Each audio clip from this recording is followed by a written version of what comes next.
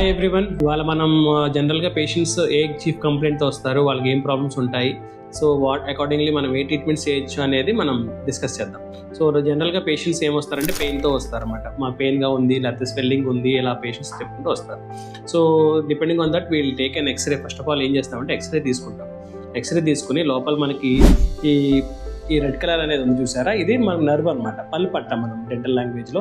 So మన ఎక్స్రేలో దీన్ని involve అవుతుందా, లేకపోతే టచ్ అవుతుందా, లేకపోతే అక్కడ వరకు ఇన్ఫెక్షన్ స్ప్రెడ్ అయిందా లేదా అని చూసుకుంటాం.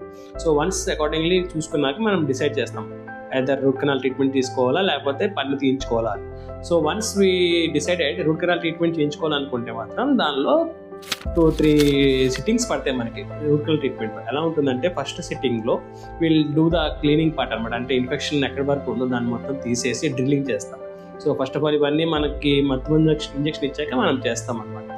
సో ఫస్ట్ సిట్టింగ్లో మనం ఇన్ఫెక్షన్ అయితే తీసేస్తాము. సెకండ్ సిట్టింగ్లో విల్ డూ క్లీనింగ్ ఇన్సైడ్, లోపలికి వెళ్ళిపోయి మనం రూట్ కెనాల్ లోపలికి వెళ్ళిపోయి ఆ నరం ఏదైతే ఉందో will try to remove it అనమాట.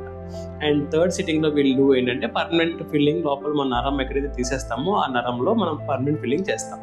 అండ్ ఆ సిట్టింగ్లోనే విల్ టేక్ మెజర్మెంట్స్ అనమాట. మన టూత్ సైజ్ తగ్గించి దాని మీద క్యాప్స్ పెట్టుకునేలాగా will take measurement. And fourth సిట్టింగ్లో will get that tooth or crowns అనమాట.